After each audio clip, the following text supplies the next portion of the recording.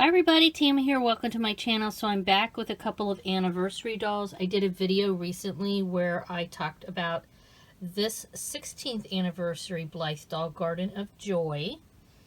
And the impetus for taking these dolls out of my curio and changing their outfits and just sort of doing a little doll play with them, as you might say, is because I'm trying to talk myself out of buying the current anniversary doll, the 23rd anniversary doll.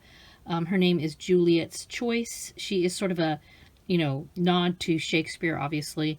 And anyway, these are my anniversary dolls. I have Garden of Joy, anniversary 16, and then 20 Years of Love, obviously, anniversary, the 20th anniversary. So let's take a look. I'll link over here if you missed the Garden of Joy one. Today it's all about this little doll here, 20th anniversary, 20 Years of Love.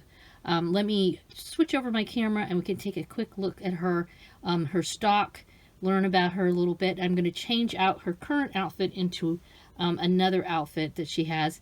All right, so FYI, the anniversary dolls always come out during the summer. This doll came out the 25th of July, 2021, and she's an extremely special doll for numerous reasons. Obviously, the first thing is you can see that she has really amazing dark skin. And this is something we do not see very often. This is the darkest skin tone that they have made. And I actually have like a sub collection. At one point I owned all of the tan dolls ever made by Takara. And I have let a couple of them go, but I still have quite a few of them. They make up probably a good portion of my stock Blythe collection because I really like the darker skin tone. And her skin tone is not only really, really dark, but she's also got these amazing lips. And she was the last Takara doll made. So she came out, like I said, in 2021, the summer of 2021. And after that, Takara did not make dolls anymore. Now we have Good Smile Company making the dolls. So she has a lot of special attributes to her. And let me talk about some of her stats. So her skin tone is supposed to be called Choco, C-H-O-C-O. Okay. Her hair is a mix of dark brown and brown. I have it back in a ponytail because there's a lot of hair here. In fact, I'll go ahead and pull the ponytail out because I'm going to change her clothes. I'll do that off camera. So this is sort of a dolly dress up, but I'll do that off camera because it's kind of a bit to it. And I just want to talk about the doll a little bit too. But yeah, her hair, she's got beautiful hair. It's very, very thick, as you can see. And it's got a little bit of wave to it and a little bit of, curl on the end.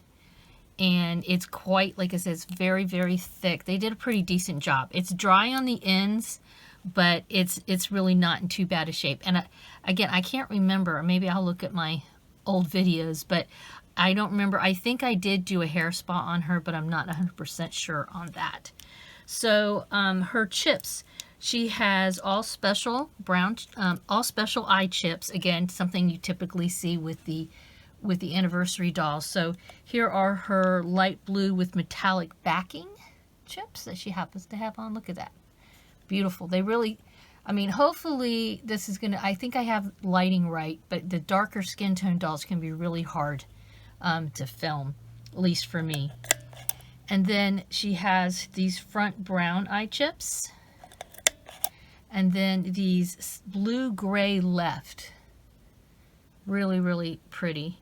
And then finally, they're calling this dark gray, but to me, oh, you know what? These are the brown, right? These are the brown. These are the dark gray. But they're super dark. Wow, they almost look black. Okay. Her blusher is a dark pink. Her eyeshadow is a dark brown. No big surprise here. I don't know if you can even see that. It's very subtle. It almost has like a in person like a burgundy tone to it. And her lips are a dark pink. She has a special, like again, most of them have these little, something a little added to their pull charm. She has 20 for 20th anniversary. And yeah, her lips have are fuller than a lot of dolls. And her faceplate is an RBL Renew 2019, okay? So she has quite a bit of really nice stock, and she's wearing one of her stock outfits right now. This is, now typically you have to, oh, you know, if you've been a doll collector for more than 5 minutes, you probably know, be careful of black clothing or any dark clothing because it can stain their bodies.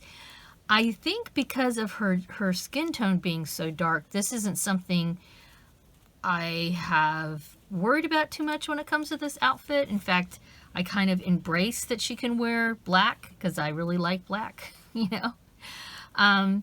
But she's been wearing this for a while, but this is one of her outfits, and it's just super beautiful. It's got this gorgeous lace. It's got an underskirt. And then the top here, I remember the top is a bit of a, it's a bit hard to get on. You have to be really careful. Velcro's here in the back. So, you know, with Velcro and lace, yeah. Okay. And then she has this beautiful necklace and earrings, which I keep in. I believe you could pull the earrings out, but I just, when they're like this, I just leave them in there.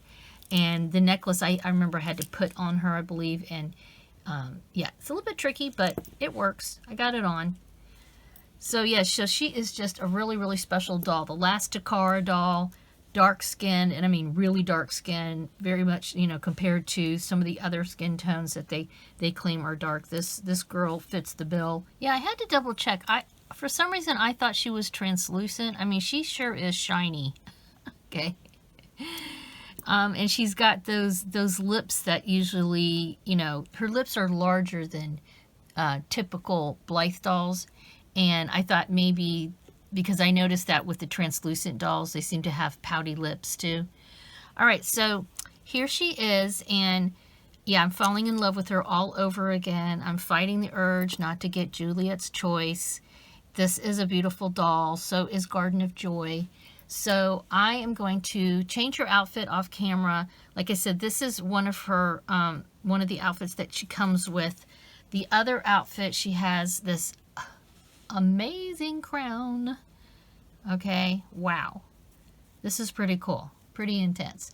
I will say one thing with when they have tall stuff like this, like if you're going to put her on a shelf or something, you have to add a few extra inches for, you know, this here. Oh, and that's right, she came with, I forgot, she came with this little card. Yeah, so when you open up an anniversary doll, there's all kinds of extra goodies inside. So as we close our first 20 years of Blythe, we look forward to a future of new beginnings and awareness. Since Blythe was resurrected in 2001, we are thankful for so many things that we have learned. We must move forward to a better future for our planet and its people as one. Here's to the next 20 years. Long live Blythe. Now, I'm assuming that's in Japanese down there. Very cool. So, and she has that. And then she has these little stockings, which, if I remember correctly, were ridiculous to try to get on. There's like no give. And their legs are very, you know, rubbery and stuff. So, you know, stuff doesn't slide on these type of legs that easily, to say the least. So, I don't even remember. I can just tell if I ever did try to get these on, it was probably a nightmare. Okay. And then we have this dress. So this dress can be also worn by itself. Okay. Oh, and by the way, you might have seen these. She does have some really cute panties. In fact, these look just like Garden of Joy's. How interesting. So yeah, they look like the same as Garden of Joy. And she does have fingernail polish. Okay, again, typical of most of the anniversary dolls from what I understand. So she has this dress, and it has these little, I mean, I don't know if you can see this or not, but look at that. So that's like monofilament there, I guess, to help to keep it up. So boy, I had to be really careful taking this on and off. So she has the 2-piece black set. Then she has this dress. Then she has this white overdress. So she could wear just this. Maybe I'll show you with her with just this. And then this dress goes over this one, because obviously this is like so thin that, you know, it can't be worn by itself. So this, it sort of has like a Grecian goddess sort of look, and this is a belt that goes around there. And then there's more. She has this really cute sash, you know, sort of like a Miss America pageant kind of sash thing going on. Very cool. And then she has this amazing cape. Wow. I mean, it's lined. It's got this gold trim all around it. Yeah, I mean, wowie kapowie. I will say, you can see it's got some lines in it from me packing it away. It's so big, I kind of need a better way to store it probably so that it's not got wrinkles in it, and I don't feel like ironing, even though I actually have to iron some stuff for myself. And this would be you'd have to be really careful about ironing this fabric. It's kind of, well, this feels like silky fabric. I don't think it's silk, but it's got a silk feel to it. And this, I mean, it's definitely, you could melt this fabric if you were not careful. So, all right, let me take her and I'll comb out her hair, fix her all up. We'll see her in just this dress. And then I'll put the rest of the stock on to switch her out to her next outfit.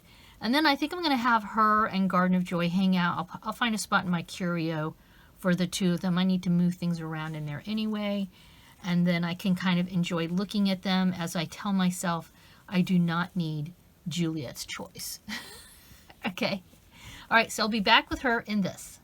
All right, I have her in her gold lame dress. This is, I have to say, is gorgeous. It's very simplistic. I mean, there's obviously, like I said, you're supposed to put this over it. But I don't know. I am tempted to just display her with this. I will put this on. I'll put everything on so you can see it all. But I just think it's gorgeous, just like that. So that's kind of cool that they did that. So they have the black outfit. Now they have the gold dress. Then they have the white dress you can wear over the gold dress. And then they also have the cape. You know, they did this. This is probably, I think, one of the most outstanding releases they've ever done. Just FYI, I did comb out her hair a little bit, and it's starting to feel a little dry. So I used this thing. It's called, I mentioned this before, Styler Conditioner Heads Up. It is from this company, the Twin Pine there. I don't work for them. You put just a smidgy of this in there, in here with some water, so it is, you know, pretty full strength. So you're supposed to, you know, tone it down with some water and then spritz it on. So that's what I did. Also, I found her shoes, which were not in with her stock, because I do have just a place where I can put all the shoes. And they have this sort of sparkliness to them. And I believe her stand was like this too. I don't know where the stand's at. I'll probably have to find it though, because like I said, I do plan to put her in my display cabinet for a while with Garden of Joy so I can look at them and just, you know, enjoy them.